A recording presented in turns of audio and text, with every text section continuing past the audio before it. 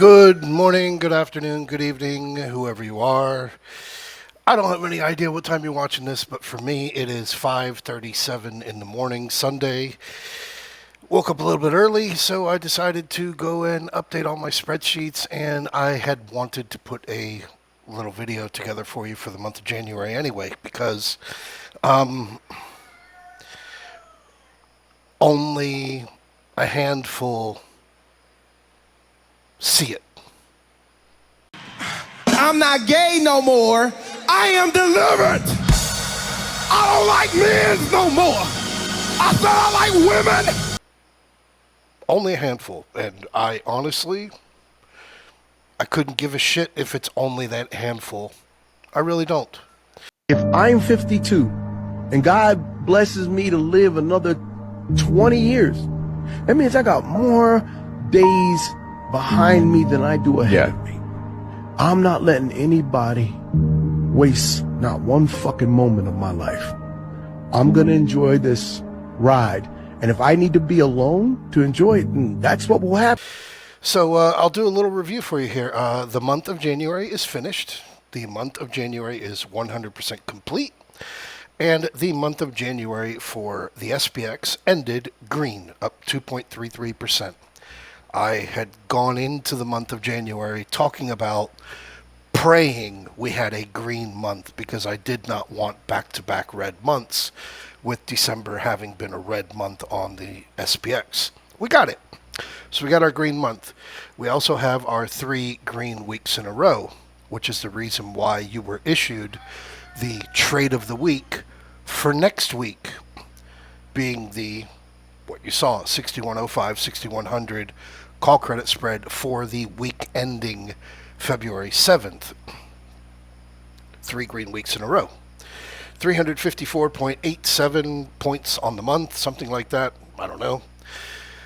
So we don't want to be there. We want to be here. The NASDAQ. Here, I'll move this off just so it's not so ugly. The NASDAQ. The NASDAQ having been as well a green month. I'll move this over so we can see it clearly. We finished the month of December green on the NASDAQ. We were up 0.04% on the QQQ. We ended plus 1.55% for the month on the QQQ. And again, 3 green weeks in a row. Once again, why you were issued the trade for February 7th. And as you see, 531.52 was achieved. The 529.63 gap being completely filled, and the alarm trigger for the March 5th entry into those QQQ 500 puts having been activated. You closed at 522.29. Over onto the IWM, not so good. The 2 green weeks in a row ended the streak on Friday. You closed down 0.23, not even a whole point, not even a quarter point down for the week. But you did end the month green, plus 1.59%, up 3.5 points, which is a hell of a lot better than the minus 8.78% month of December. And again, still holding into this 220 region, but not what we're wanting to waste my time doing with this. So bringing on to the credit spreads, which is where the intention and the focus is for 80% of what we do now, since we're now adults trading properly. Friday, 60.96.79. all the way up to 61.20.91, and I saw some, well, I'll just say the word underwear, starting to dampen in panic. I went to bed Friday. I'm not working fucking till 3, 4 o'clock in the morning on a Friday after all the work that's been done during the course of the week, and being FOMC, and being big earnings. And what happened? You dropped down to 60.30.93. You closed at 60.40.53. You broke the lower safe edge, and the 6105, 6100 call credit spread that was 0 DTE, which I saw the majority having gotten 250 or better, $3 entries. Your $3 ended at 0, which means you made 150% on your risk. So this is where I want to bring you to here, and I'm going to bring you here at analyzing January. All right, so stick with me. It's basic math, so let's go with that. January 2, we had 2 trades, 100%, 150%.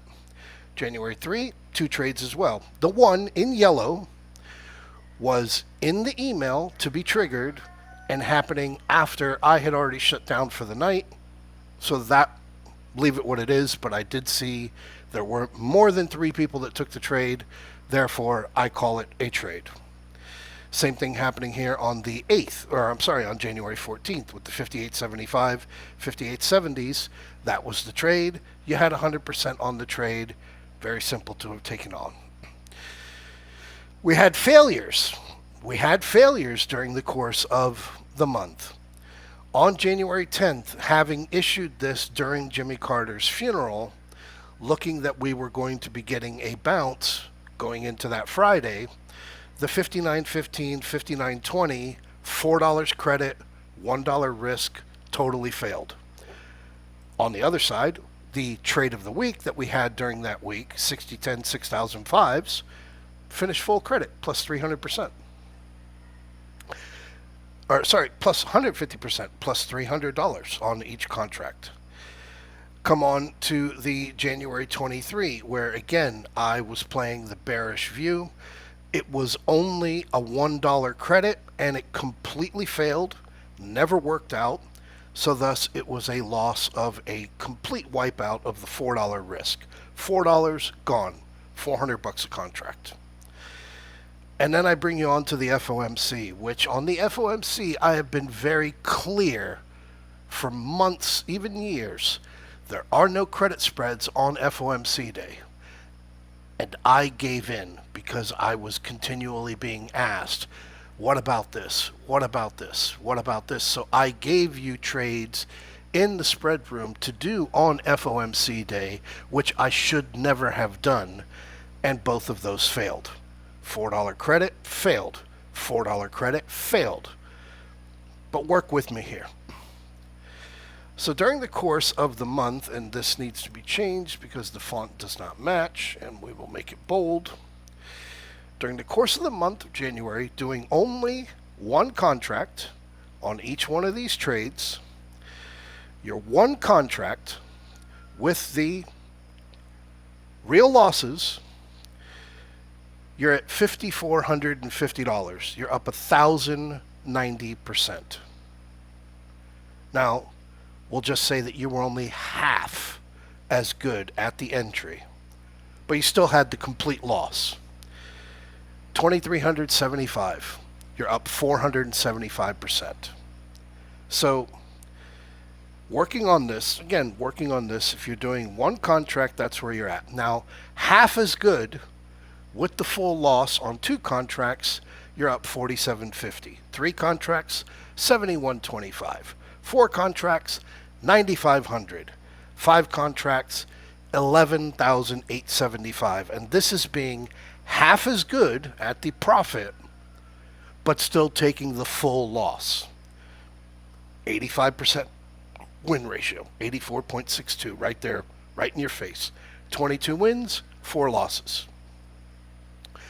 So now I'm going to play the devil's advocate on these losses, okay? So on the January 10th, it was only a $100 loss, but let's make it a full loss. Total wipeout of $500. Impossible, but we're still going to do it. Over here on the January 23s, $1. That was all the credit that we got, so it was a $4 loss. But you know what? Let's just change that. Let's make it a complete and total wipeout of $500 per contract.